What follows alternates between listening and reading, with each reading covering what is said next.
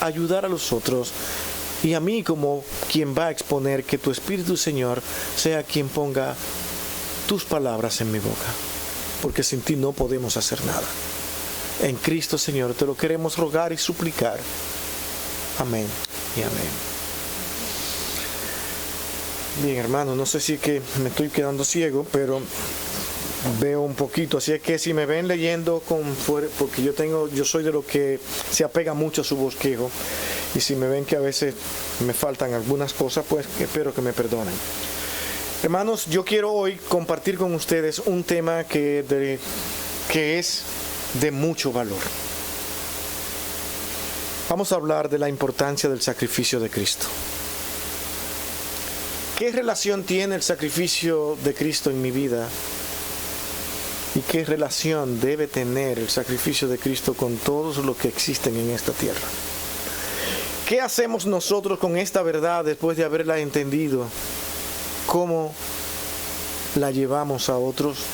¿Cómo nos las aplicamos nosotros? Porque no podemos llevarla a otros si primeramente no entendemos lo que esto significa. Los temas en la Escritura todos son relevantes y de mucho valor. No podemos tomarlo a la ligera ni hablar de ellos de manera normal, rutinaria, como si nada pasara, porque ya no lo aprendimos. He escuchado hablar de esto, pero en sí, en mi corazón, no sé lo que significa. Cuando nosotros vamos a Juan capítulo 3, 14 y Lucas 24, 46, que son estos dos versos que hoy van a estar controlando todo lo que nosotros vamos a decir hoy en este sermón de hoy, yo quiero que nosotros pongamos atención a estos dos versos y nos concentremos en estos dos versos para entonces comenzar a hablar de lo que en verdad es la importancia del sacrificio de Cristo a la luz de lo que usted ya ha aprendido en el Evangelio, a la luz de lo que la palabra de Dios nos puede dar continuidad a lo que aún nos falta posiblemente continuar aprendiendo. Juan 3:14 para iniciar dice: y como Moisés levantó la serpiente en el desierto, así es necesario que el Hijo del Hombre sea levantado. Hablando de Cristo. Y eso está en nuestras manos, es nuestra responsabilidad. No es solamente hablar por hablar, es que es mi responsabilidad que el Hijo del Hombre, Cristo, sea puesto en alto, sea levantado con mi vida, con mi manera de vivir, con lo que conozco acerca de Él. Es mi responsabilidad conocer más de Cristo.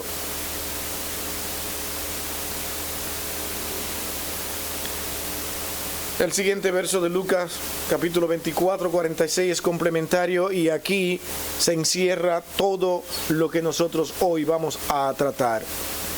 Y les dijo: así está escrito y así fue necesario que el Hijo del Hombre padeciese y resucitase de los muertos al tercer día. Es necesario. Fue una necesidad solamente el usted poder entender de que el Nuevo Testamento acude a lo que se había estado escribiendo y diciendo en el pasado, en las Escrituras, lo que ellos conocían como Escritura, era necesario. Ya eso es suficiente para que nosotros le pongamos atención. Es necesario. Y les dijo: así está escrito. Y así es necesario que el Cristo padeciese y resucitase de entre los muertos al tercer día. La pregunta entonces sería: ¿por qué es necesario? ¿Y por qué tuvo que ocurrir de esa manera? Aquí hemos hablado mucho de eso, las razones por las que Cristo tuvo que venir y morir. Pero comencemos poniendo algunos ejemplos prácticos, muy terrenales, que nos pueden tal vez llevar a dar un poco de luz de lo que en verdad nos está pasando hoy en día cuando nosotros miramos a Cristo crucificado y resucitado. ¿Por qué lo hizo? Todos nosotros en algún momento de nuestra vida hemos sentido la necesidad de hacer un sacrificio sacrificar algo para conseguir otras cosas. Hay metas que alcanzar. Y para alcanzar esa meta me veo obligado a despojarme de algo que tiene mucho valor.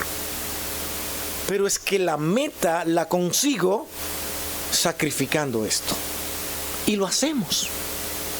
Sacrificamos algo de valor porque consideramos que lo que nos hemos trazado como meta tiene una importancia enorme o mucho mayor que esto que tanto amo.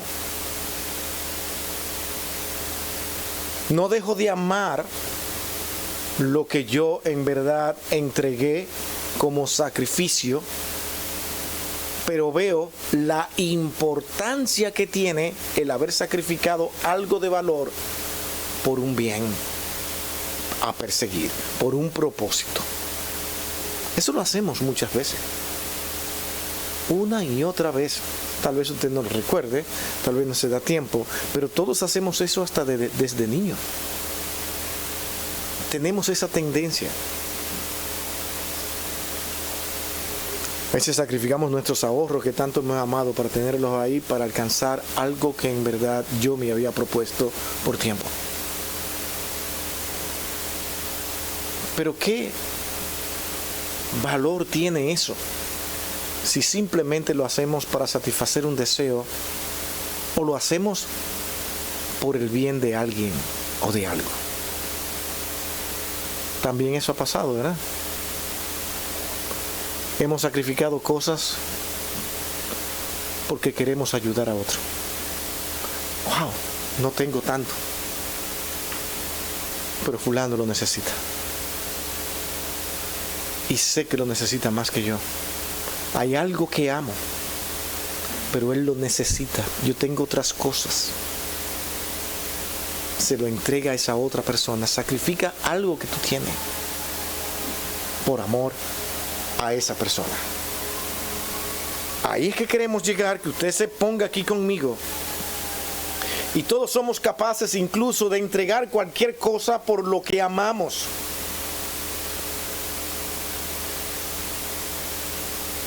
Y hay varias canciones que son expresadas en base a este sentimiento.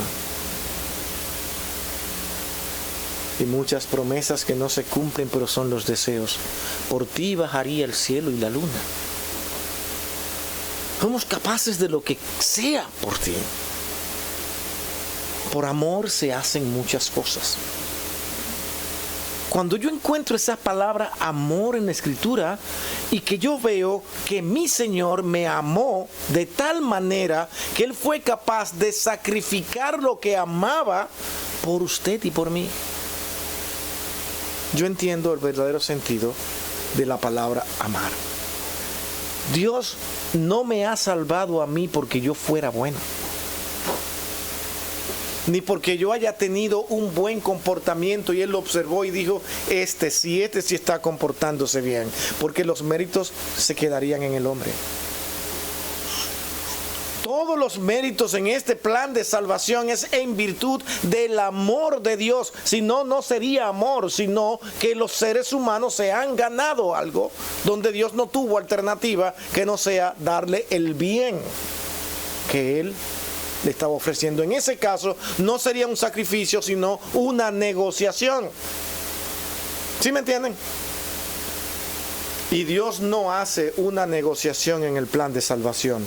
Él salva a pesar de lo que tú eres. Él te entrega la vida eterna porque tú dijiste, Señor, te creo. Y comienza esa relación entre Dios y sus hijos, de ahí en adelante, inseparable para siempre, porque ahora eres su hijo, perteneces a Él, y Él te dijo, jamás te voy a abandonar, estaré contigo hasta el fin del mundo. Esa es la enseñanza que yo encuentro en la Escritura. Cuando tú te sales de esos parámetros bíblicos, para terminar dándole algún beneficio al hombre de la participación que él pueda tener en este plan de salvación, vas a olvidarte de que tú no puedes caminar sin Cristo. Y aunque digas esto, tú estás buscando obtener méritos delante de Dios, donde Él pueda ver todo lo que tú haces para que tú tengas mejores galardones. Vamos detrás de galardones, vamos detrás de corona. ¿Sabe qué hace el creyente? El verdadero creyente hace la voluntad de Dios sin pensar si le van a dar corona o no. El Señor decidirá eso. Y vamos a estar felices si la tenemos o no la tenemos. Lo importante es que usted diga: Señor, gracias por haberme salvado. No debiste hacerlo.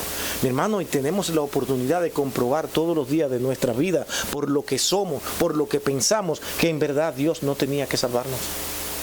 Porque no tenemos nada que aportarle. Todo nuestro corazón y mente, todos los días le faltamos a Dios. Es la misericordia de Dios la que salva al hombre.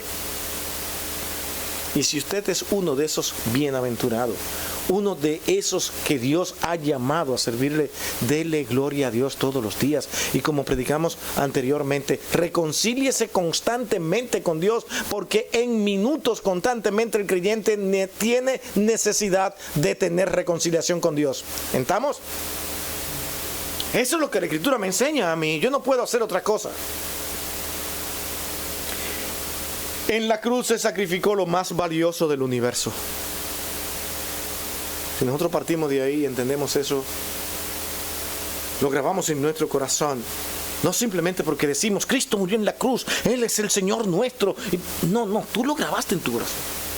Tú lo entendiste, tú estás entendiendo el peso de esta palabra cuando tú dices: es que en la cruz, allí se sacrificó lo más valioso. Comience por creer eso. ¿Lo cree? ¿Tiene dudas? Si usted tiene dudas, todo lo demás será innecesario. Porque usted, de las dudas, pasará entonces a confiar en usted para decirle: Señor, aquí voy a ofrecerte para que entonces tú ahora me puedas salvar. Cuando Dios dijo: tú eres mi hijo y tú no vas a ser engendrado por carne ni sangre ni por voluntad de hombre, Él te dio la suficiente razón para que tú confíes en que eso es verdad. Y si Dios lo hizo de esa manera, ¿lo hizo mal Dios? Dios, por eso cada vez que hacía un pacto, no lo hacía dándole participación al hombre, porque el hombre lo rompería. Siempre juraba sobre sí mismo. ¿Lo han visto en la Escritura? Busquen los pactos de Dios. Juraba por sí mismo. Cuando Dios te dio la salvación, Él lo hizo por sí mismo, en virtud de Él mismo, porque sabía que haciéndolo así iba a ser perfecto. De tal manera que usted podrá vivir en este mundo lleno de ansiedad, de tribulación, de todo, en una batalla, pero jamás negando a Cristo. Porque usted es un hijo de Dios. Incluso puede hasta tener caídas, pero jamás va a amar a este mundo. Yo le digo a los hermanos, siempre le digo, lo voy a repetir una y otra vez: usted quiere probar, váyase, pruebe el mundo y verá que si usted es un hijo de Dios, no tendrá paz, porque usted no pertenece ahí. Cuando Dios te salvó, te va a ser tu hijo. De ahí la importancia de ese sacrificio de Cristo. Cristo no fue a la cruz allí simplemente para que las cosas se vean elegantes y bonitas o cumplir con una liturgia de procedimientos para llevar a cabo algo. No, es porque lo que allí estaba sucediendo venía de un plan eterno de Dios, un plan que no podía fallar porque no lo hizo el hombre, lo hizo Dios. Póngase eso en su cabeza. La salvación es un plan de Dios que no ocurrió en último minuto. Dios conocía cada cosa de lo que en verdad estaba creando. Ahí es que entra el problema de que yo no puedo entender la mente de Dios, como decía Pablo. ¿Cómo la entiendo? ¿Cómo la comprendo? Es demasiado para mí. Lo que Dios está haciendo hoy en día por encima de la humanidad es algo inexplicable. Tenemos entonces que tener como primer punto de este sermón, para ver la importancia del sacrificio de Cristo, nosotros pensar en que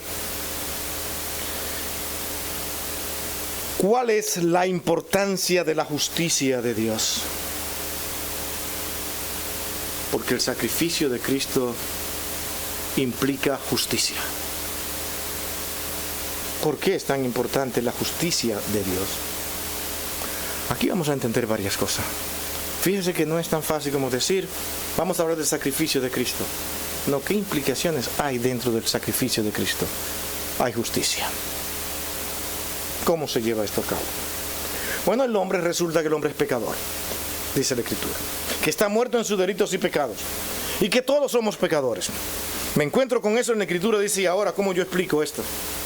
Me encuentro que a la luz de la Escritura, cuando Dios le dio la ley al pueblo de Israel, le dijo, esto es lo que yo quiero de ustedes.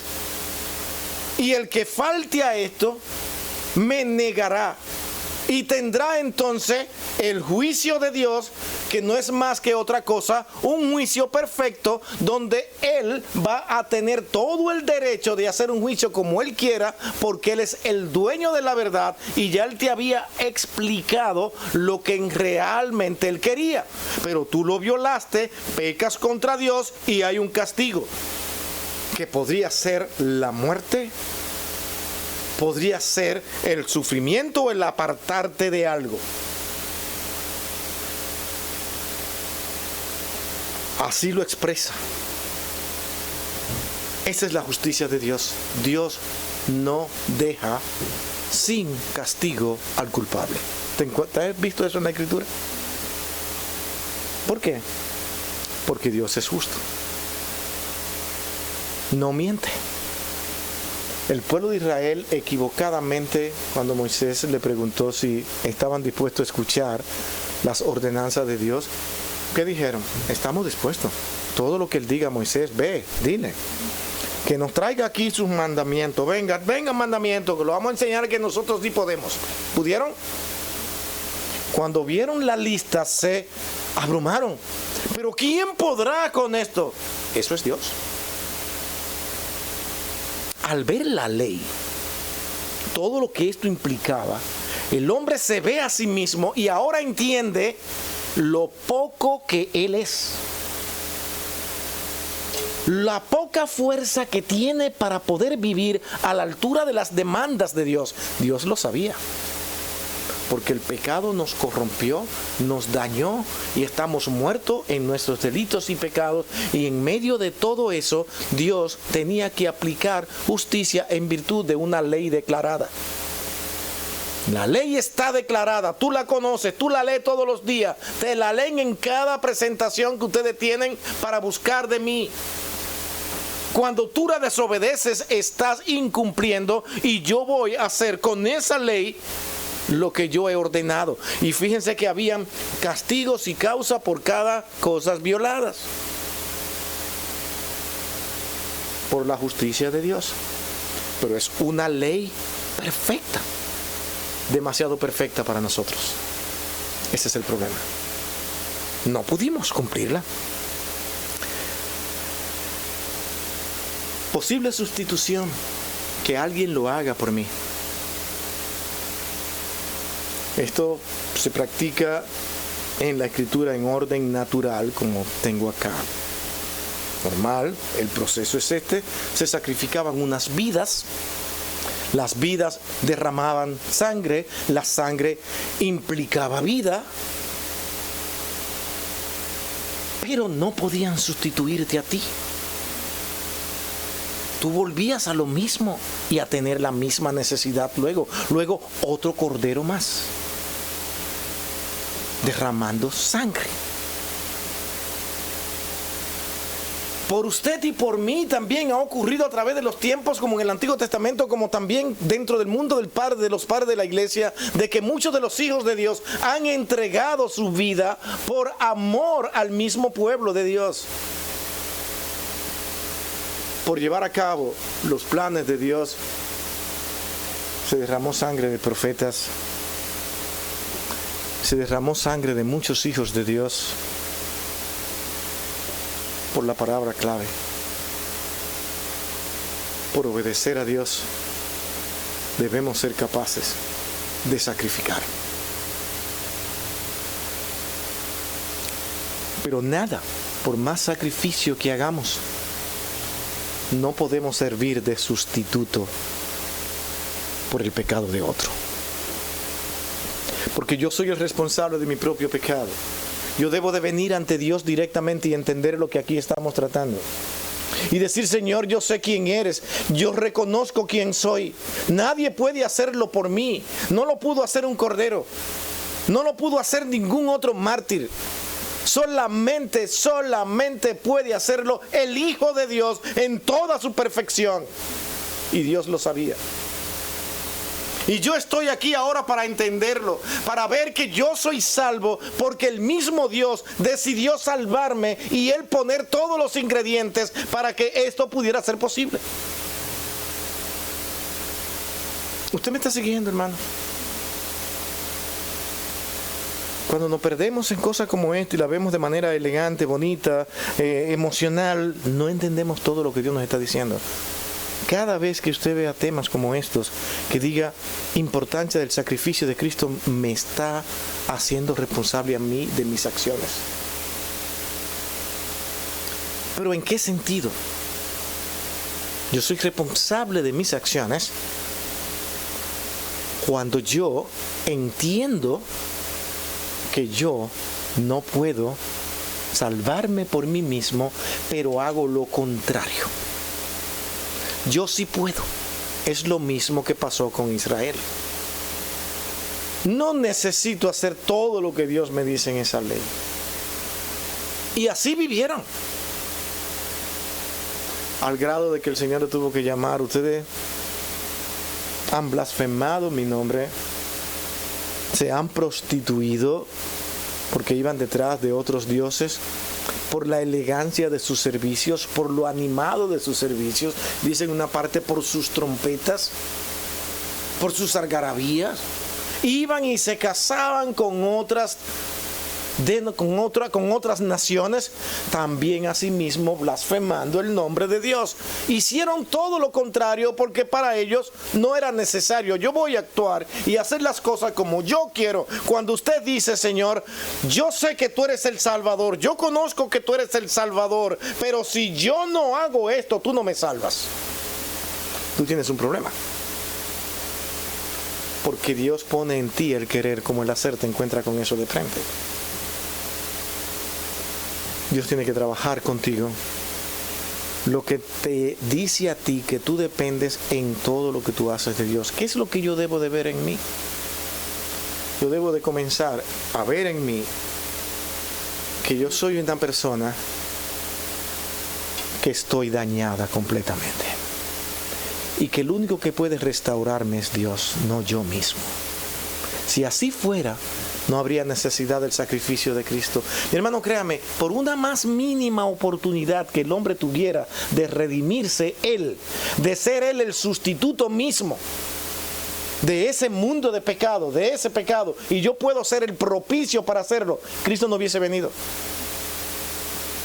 No habría necesidad. ¿Por qué Él vino? Porque Él sabía que ninguno podríamos. Y por eso dice en su primera carta de Juan dice, y abogados tenemos, si alguno hubiese pecado, hijitos, tenemos abogados que intercede por nosotros. O sea, es un abogado justo, fiel, correcto, donde todos sus reclamos son aceptables porque se hicieron en un plan eterno y que Él, al consumarlo, simplemente dijo, Padre, consumado es, todo está hecho. Se hizo bien, no fue a media. Y Señor, todo lo que tú me has dado ha vuelto a mí y oyen mi voz, mis ovejas, y me siguen. Eso es lo que usted verá en el pueblo creyente. Los hijos de Dios van a seguirle. ¿En virtud de qué? En virtud de que Cristo hizo la obra. Esa es la importancia.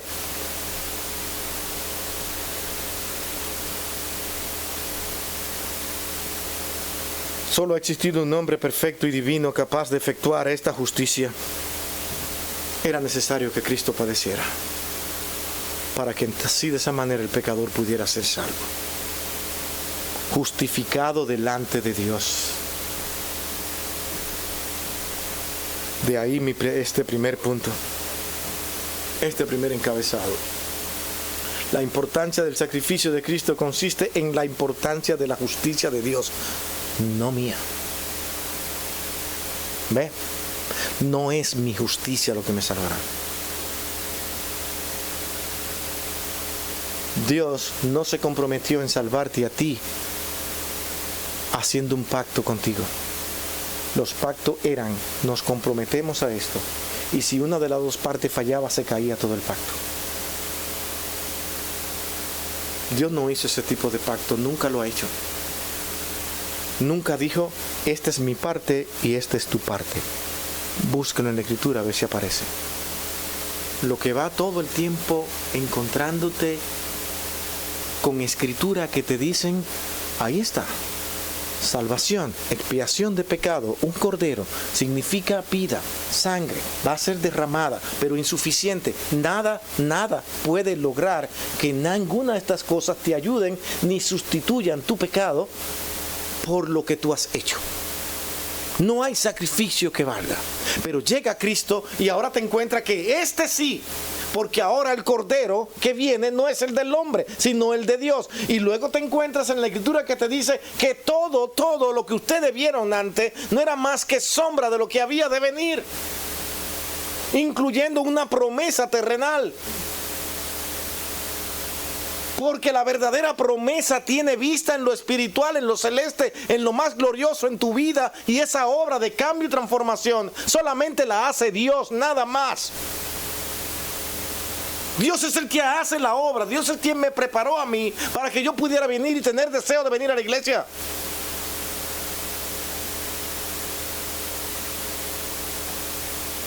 Cuando una persona entiende eso, él no sabe cómo presentarse ante Dios, que no sea venir en humillación. Él no sabe entender que otra cosa que no sea más que aborrecer, que odiar el pecado. Por eso Juan en su primera carta dice, es que el Hijo de Dios no peca, porque no ama el pecado, no lo ama. Todo aquel que ama el pecado no es de Dios. ¿No lo dice la Escritura? No es difícil entender. ¿Sabe cuál es el problema? Que cuando nosotros queremos darnos participación, nosotros interrumpimos y no vemos claramente el plan perfecto de Dios. Y lo ha hecho de tal manera que ninguno de nosotros parezca que es un robot. Actúa. Porque Dios puso en ese plan de salvación, en usted y en mí, Él puso algo sumamente importante, que es responsabilidad. Yo no sé cómo es que nace esa responsabilidad en un ser humano que sabe que Dios lo ha salvado, que Dios lo ha transformado, porque lo más fácil sería decir, Señor, tú me has salvado, pues gracias por haberme salvado, ahora yo voy a disfrutar de la vida como yo quiera y como quiera voy a ser salvo. No, tú eres un inconverso. Porque el Hijo de Dios no peca, no ama el pecado, porque una vez Dios te ha transformado a ti, ¿qué va a pasar? Que tú vas a amar a Dios. Y vas a amar todo lo que es de Dios, que fue lo que le faltó al pueblo de Israel. Que pensaron en ellos, se entregaron a ellos y no vivieron para agradar a Dios, sino a ellos. Y a pedirle al Señor que haga. Señor, no queremos ser como somos hasta ahora. Tú nos has guiado. Sí, qué bueno, gracias. Danos un rey. Queremos un rey como las demás naciones. ¿Cómo comenzaron? Diciéndote, no te necesitamos a ti. Necesitamos que tú nos complazcas en nuestros deseos. Lo mismo que pasa con el hombre que dice, soy de Dios, pero quiero confiar en mí. Pienso que puedo hacer las cosas mejor que nadie. Y todo se destruye. Cuando un hijo de Dios ha entendido que Dios le ha salvado, llora ante su presencia. Le duele el pecado. Aborrece pecar. ¿Por qué? Porque somos extranjeros y peregrinos en este mundo. No pertenecemos aquí y no amamos este mundo. En el sentido de irnos detrás de lo que este mundo nos ofrece. Placeres, vanidad. todas las cosas que son pasajeras, para centrar nuestras vidas ahí. No, nuestra vida está puesta en Cristo. Por eso que en Hebreo dice, puesto los ojos en Jesús, que es el autor y consumador de vuestra fe. Segundo punto, después de haber visto que la importancia del sacrificio de Cristo amerita la justicia. Pero una justicia que solamente puede ser implementada por Cristo mismo, no por el hombre. El hombre no sabe hacer eso. Ninguno de nosotros. Tuvo Cristo que hacerlo por nosotros. Él es el sustituto. Nada de lo que hagamos va a ser el sustituto. Señor, aquí te presento mis buenas obras. Aquí te presento muy buen accionar. Y el Señor va a decir, como le dijo a Isaías, todo es inmundicia. Todo lo que tú hagas ante los ojos del Señor es inmundo. ¿Por qué? Porque todo lo que tú haces está manchado por pecado. Observa, cuando tú ofreces tus buenas obras que tú estás haciendo, yo soy mejor que fulano. Yo sí me sé comportar. Y ante los ojos de Dios dice, eso solo ya es pecado. Porque tú no estás llamado a sentirte más grande que nadie, sino a ser el peor entre ellos. Cuando tú te ves como el más bajo, estás realmente entendiendo lo que implica este plan de salvación. Segundo punto. La importancia del sacrificio de Cristo implica la importancia del amor de Dios. Yo tengo que ver el amor de Dios. Tengo que verlo. ¿Me lo presenta la palabra de Dios? Un verso que me dice, justificados pues por la fe tenemos paz para con Dios por medio de nuestro Señor Jesucristo. Por medio de Él. Somos justificados por confiar en Él.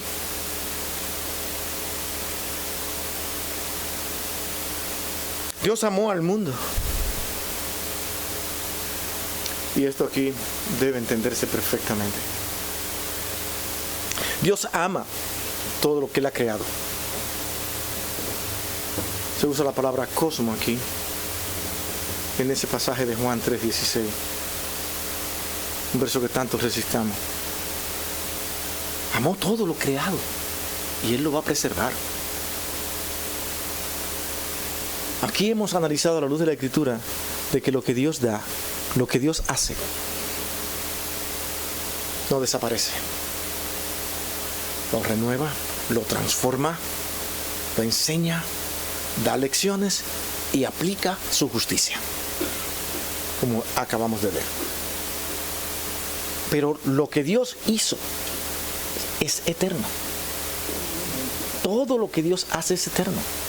Dios no ha hecho nada para que desaparezca. Lo va a transformar. Como vimos la semana pasada, citamos a Pedro cuando Pedro dice, todo va a ser demolido, todo va a ser destruido, pero hecho de nuevo. Porque eso es Dios. Dios nos ha creado a nosotros y Dios va a preservar lo que Él ha creado. Hermano, si usted tiene mundo hoy, no es porque el hombre haya sido bueno y se haya portado bien y lo haya preservado. No lo sabe hacer. Si no, vea todos los días como le meten avioncitos, raya por todos lados y ellos piensan que están haciéndolo bien. ¿Cuál es la conclusión? No es perfecto. Buscamos un propósito. Los experimentos causan otras cosas que no esperaban. Ahora hay que trabajar sobre eso. Pues ya eso es otro tema. Pero el hombre no sabe hacer nada que no sea simplemente para destruir. Mi hermano, ¿para qué sirven las bombas nucleares? Pero la tenemos que tener para protección, para amenaza de las demás naciones, para que vean que somos un poder y los demás se atemoricen. Pero si explotan una de esas, ay, mi hermano, ¿para qué la crean? Y encima de eso, Dios tiene que estar preservando su mundo de nosotros mismos, cuidándolo de nosotros mismos, que nos creemos sumamente sabios y que podemos. No, porque de tal manera amó Dios al mundo, que tuvo que amarlo tanto para salvar a muchos. Esos muchos que están ahí, están trabajando, predicando el evangelio, esos salvados, enseñando y llamándole a la voz de la conciencia de cada ser humano para que entiendan que su proceder es incorrecto. Por eso el creyente es aborrecido, porque cuando habla le recuerda la maldad del hombre. Eso es todo. Vaya, entre en la puerta del Pentágono si le dan chance y mencione la palabra Cristo para que ustedes vean. Habla del evangelio para que usted vea lo que va a pasar ahí.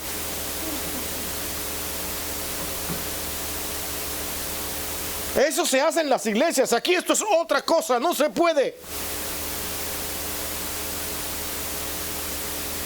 Porque son pensamientos y análisis humanos donde Dios no hace falta. ¿Sí ve?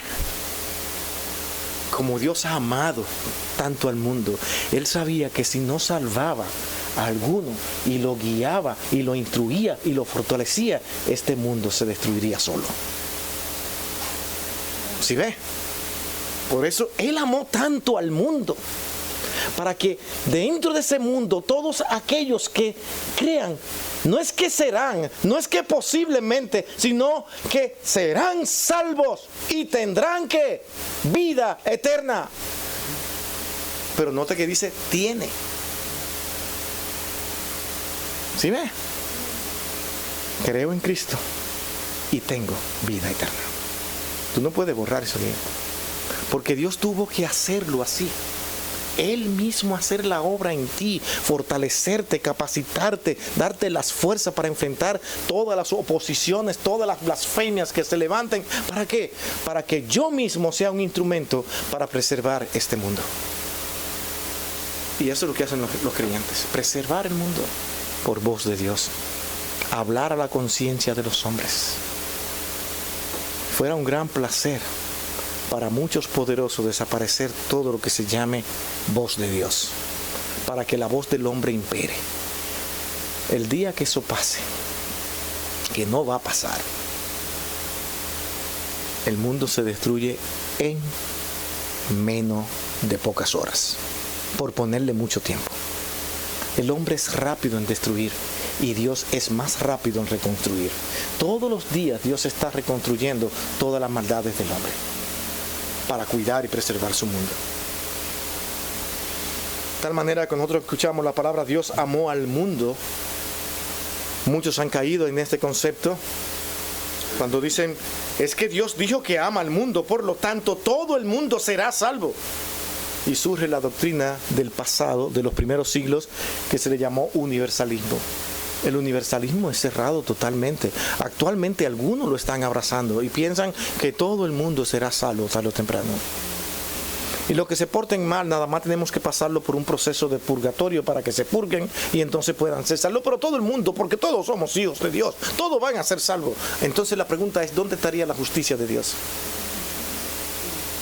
¿No hablamos de que Dios es justo y es necesario que se implemente la justicia?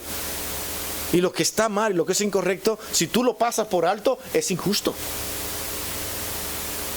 Entonces, como Dios lo llena todo y todos los atributos que Él tiene, tienen que ponerse en práctica, va a estar el amor envuelto y va a estar también la justicia.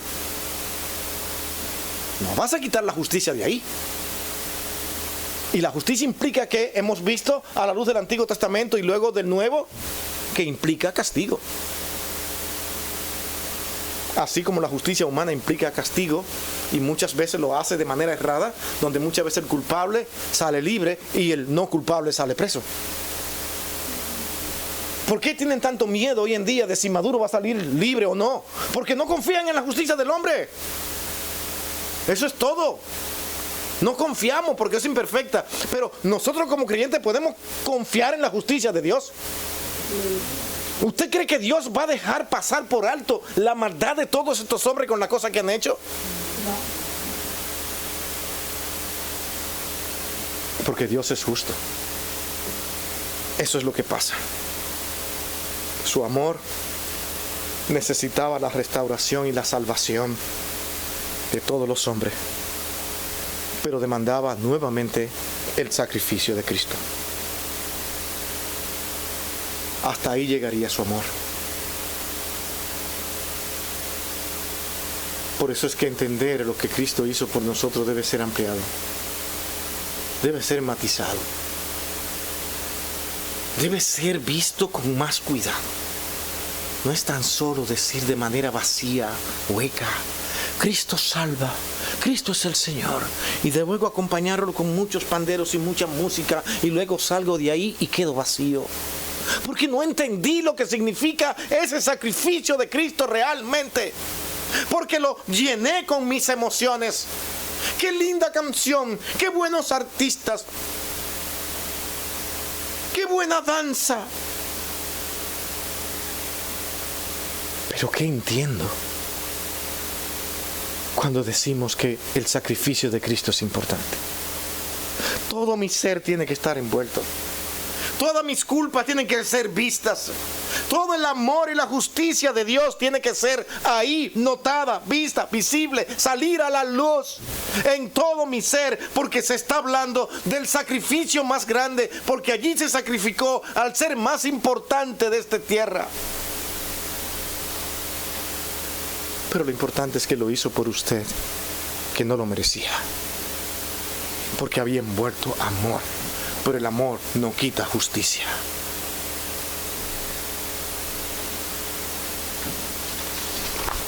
Cuando yo voy entendiendo esas cosas, yo digo, Señor, ¿dónde ha estado mi fe? ¿Cómo he vivido mi vida cristiana? Para muchos, vivir para Dios es decir, esta es mi iglesia. Para muchos es la iglesia, es la institución que yo soy. Yo soy evangélico, yo soy pentecostal, yo soy adventista, yo soy testigo de Jehová. Esta es la que salva.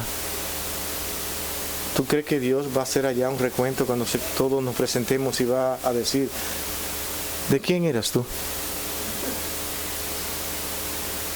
Yo era católico de los buenos. No, señores, tú sabes, tú y yo sabemos que eso está mal. Yo soy testigo de Jehová. No, yo soy adventista. Pero, Señor, ¿viste, Señor, lo que habíamos hablado tú y yo? Todo está tan mal, yo soy reformado. Nosotros sí tenemos bien claras las cosas. Así es que, Señor, ningún problema, así que voy para adentro. Es imposible que no entre. ¿Por qué? Porque el Señor no te pide que tú seas un intelectual, que tú tengas muchas emociones, ni que tú tengas un evangelio diferente al que se ha presentado en la Escritura, ni en toda la ortodoxia de la iglesia cristiana, porque Dios ha establecido un camino para establecer su verdad. ¿Y cómo lo ha hecho? Manifestando la obra de Dios a través de todos estos siglos, y tú debes ser una persona diligente para ver cómo es que Dios ha estado manifestando su palabra, y tú la vas mirando, cada enseñanza registrada en la historia, y la filtra por la palabra de Dios, porque la palabra de Dios es sola Escritura, es única verdad. Nada puede llevarse a cabo si no está registrado y filtrado por la palabra de Dios. Y tú serás un ser responsable, que todo lo que tú hagas lo vas a filtrar por la palabra de Dios, pero no dejando de ver la obra que Dios ha estado haciendo a través de todos estos siglos, a través de su Santo Espíritu. ¿Cuál fue la promesa del Señor cuando se fue? Y yo no los dejaré huérfanos, sino que los guiaré constantemente hasta el fin del mundo. ¿Cómo lo iba a hacer? Dejándole un consolador. ¿Quién es ese consolador? El Espíritu Santo, que los guiará ¿qué? A toda verdad, dice. Y yo debo de ver en la historia ese camino que Dios ha estado guiando para cuidar su verdad. Pero no queremos. Es más fácil ir a la Biblia y agarrar un versículo y decir, esto es lo que creemos, y nos convertimos en soloístas bíblicos. A mí no me venga si no es con Biblia. No, es solo Biblia. Pero la misma sola Biblia te dice, mira cómo yo he cuidado mi palabra. Y allí te vas a encontrar con hombres fieles, firmes, donde esa verdad siempre ha permanecido a pesar de la maldad de los hombres. Se tuvo por necesidad que establecer un credo. Eso de credo, eso de los hombres. Sí, pero ese credo está todo en la Escritura. Todo. Lo puedes verificar ahí. Pero hay dogmas que los hombres han hecho, dogmas voluntariamente, que no están en la Escritura. Y aunque están en la historia, simplemente sirvieron ¿para qué? Para enfrentar la verdad. Y tú dices, no. Pero no, que es por tradición, porque la tradición también va. ¿Cuál tradición? ¿Quién la dijo? Lo dijo la iglesia.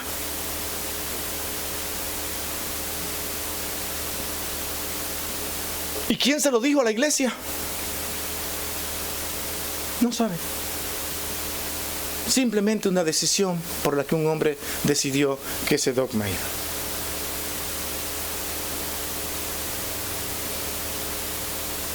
Después de siglos, por ejemplo, uno de los grandes dogmas de la Edad Media, que aunque no fue puesto en la lista de dogmas, lo vivían como si fuera dogma, el anhelo, el deseo de que fuera dogma, de decir María es corredentora. Este último, que está puesto en el Vaticano, dijo, no podemos reclamar a María como corredentora, porque no lo encontramos en la Escritura, no tenemos valor para decir eso, porque entonces tendríamos dos redentores en vez de uno, y solamente hay un redentor. Sin embargo, la presión es tan fuerte de lo que ha pasado en simples, sencillos meses, que se han tenido que devolver. Porque vivimos para complacer, no para que lo que la palabra de Dios se cumpla.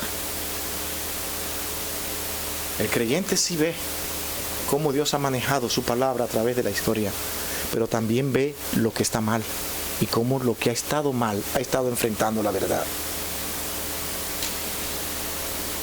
Por eso es que mi tercer punto tiene valor en lo que vamos a decir, y es mirar la importancia de la condición moral del hombre. No vamos a poder nosotros sujetarnos a todo este plan de Dios, de entender perfectamente lo que significa esa resurrección de Cristo, de ver ese sacrificio de Cristo, si nosotros mismos no podemos entender quiénes somos nosotros, de qué somos capaces, detrás de qué vamos, cuáles son nuestras inclinaciones. Debemos tener en cuenta la inclinación del hombre a la hora de yo estar buscando la verdad. Porque hay muchos que con muy buena retórica traspasan tu corazón y lo llenan de falsas doctrinas. Y tú, muy contento, las aceptas, pero no te tomas tiempo para analizar lo que en verdad significa cada tema bíblico, que tiene que ver con el destino de tu alma, que tú te vas a encontrar en el cielo posiblemente siendo creyente, pero sin nada que traer, que pasarás, como dice Corintio, así como por fuego, casi habiéndote perdido, porque fuiste vago, poco responsable, solamente te interesaba sentirte bien, como hoy en día pasa. Mi hermano, gran parte del pueblo de Dios sabe cómo actúa. Aquí estoy, ya vine. Oh, qué bueno, bendiciones, qué bueno que vine. No, yo vine a ver si me gusta. Sí, así que no te hagas ni muchas ilusiones conmigo, porque yo vine a ver si me gusta. Si no me gustó, pues bye bye, me voy por un lugar que me guste. Pero resulta que eso va a ser siempre en ti. Queda en un lugar y ¿sabe qué va a pasar? Que vas a encontrar cosas que no te gustan y también te vas a querer ir. Es que debía existir otro lugar. Bueno, yo conozco personas, incluso no solamente aquí en esta localidad, aquí lo he visto muchas veces, que tú lo saludas y dices, estoy asistiendo allá con el hermano fulano y tal, oh, qué bueno. Te reúne otra reunión más. Oh, no, hermano, me estoy reuniendo ahora aquí en esta localidad. Sí, no, ya no estoy ahí, ya estoy aquí. Sí, él es mi hermano, lo amo. Hermano, porque así que actuamos, ¿no? Lo amamos, sí, yo lo amo, pero ya estoy aquí, ¿sabes? Cosas del ministerio, ¿te entiendes? Bien. Y después vuelve y lo saluda en otra reunión. Hermano, estoy aquí ahora. Dice, ¿pero qué cosa es esto? No vas a estar en paz. Porque has sido poco responsable. No te lo voy a negar. Está detrás de tus deseos. No porque tú le prestas atención a estas cosas que tienen un valor, que si tú no se los ves, Dios te va a decir cuándo le diste importancia a aquellas palabras que te dijeron que el sacrificio de Cristo tenía un valor enorme. ¿Cuándo no profundizaste en eso? Porque no te interesaba. Tú estabas más interesado en ti, en tus gustos, en tus placeres, en tus deseos, lo que te gusta. Aquí no hay música. Allí sí. Mira, cuando yo escucho esa batería que suena, me eleva la presencia del Señor.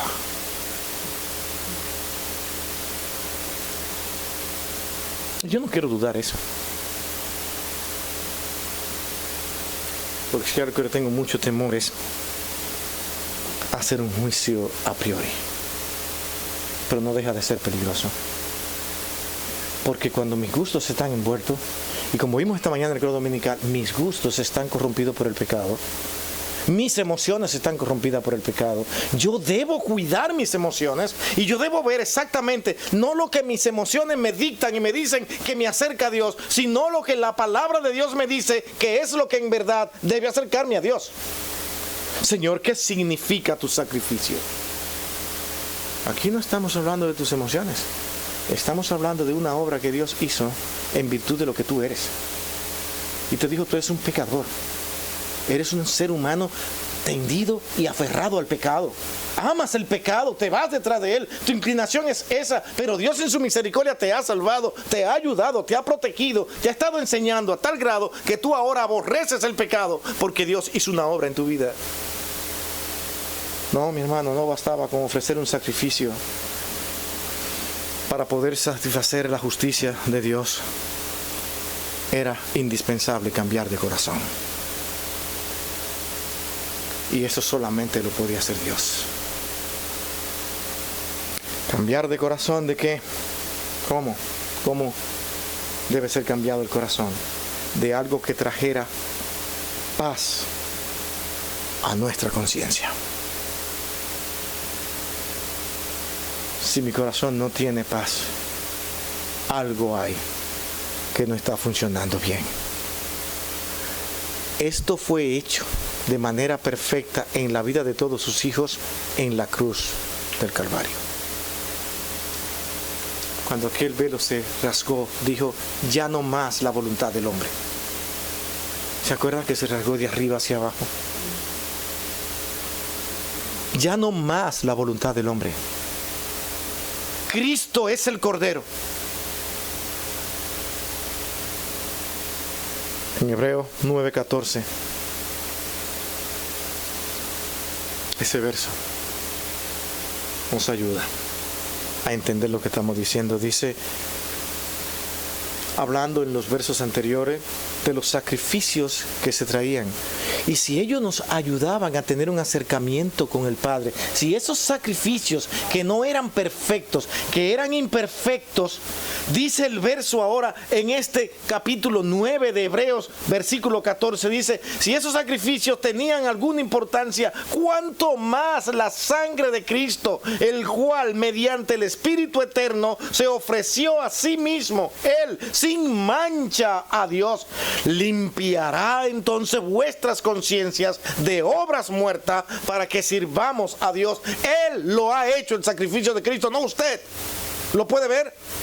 Para acabar con obras malas, para que ahora podamos servir al Dios vivo. ¿Dónde está la participación suya ahí? ¿La encontró? ¿La ve?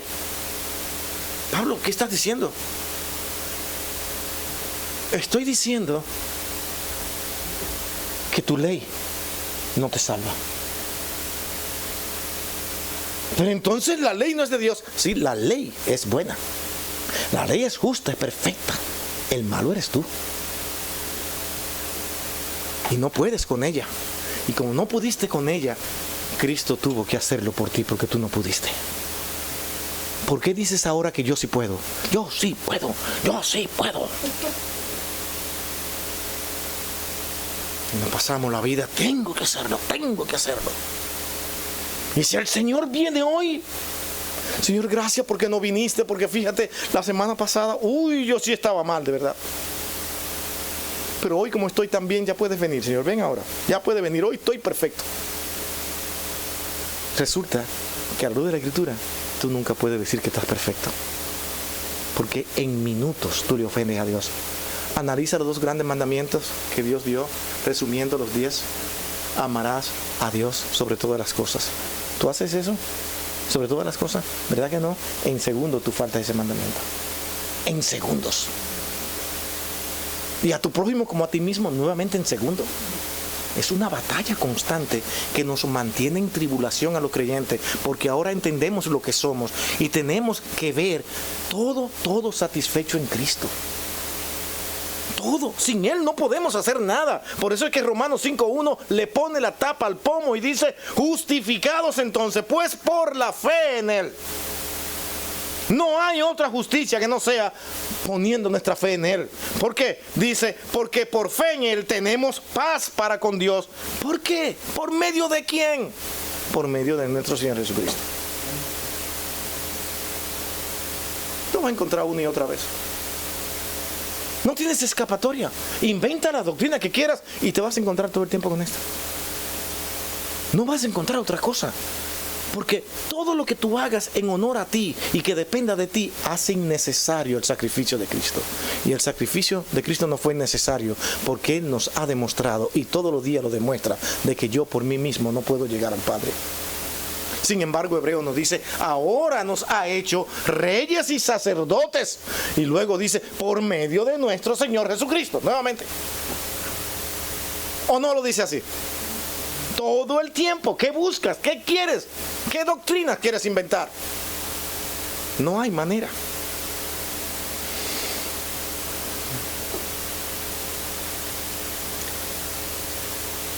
Ese corazón debe ser cambiado de algo que lo haga odiar el pecado. Eso ya lo dijimos. Tiene que ser cambiado de tal manera que ahora tú odies el pecado. No lo ames. No lo ames. ¿Qué haces tú, hombre? Con todos estos medios abiertos que tenemos cuando abrimos el teléfono. Con todo lo que nos ponen ahí. ¿Qué haces tú? ¿Lo amas o lo odias? Debes hacerte la pregunta tú personalmente y analizar tu vida. Y para ser más condescendiente, sostiene una lucha tú con todo esto. Sabe que está mal. Lloras ante la presencia de Dios cuando tienes deseo de hacer lo que no es de Dios. Bueno, eso es odiar el pecado, por si no te has dado cuenta. Y reconocer tus debilidades. Reconocer quién eres. Y que para tú poder controlar esa información que te pasan todos los días, tú necesitas a Cristo. Clama a Él.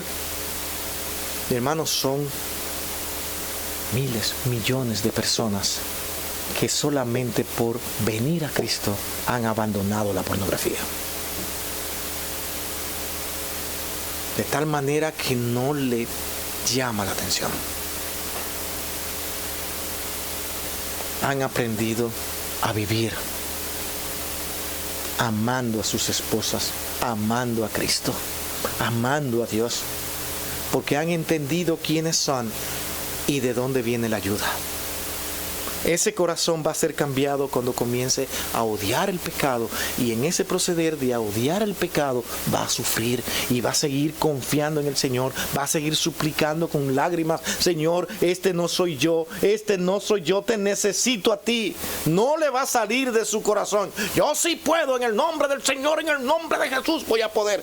Eso es ego, eso es simplemente exigirle a Dios por capricho tuyo, por fuerza, a que Él lo haga. No, la Escritura todo el tiempo dice: si quieres venir a mí, humíllate ante Él, ante su presencia. ¿No es lo que dice?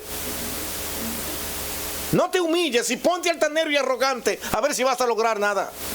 No hemos visto cantidades de ministros grandes, muy altos, que han ganado, según ellos, grandes cantidades de personas. ¿Dónde tú lo ves? ¿Dónde lo has visto? Aquí tenemos varios ejemplos.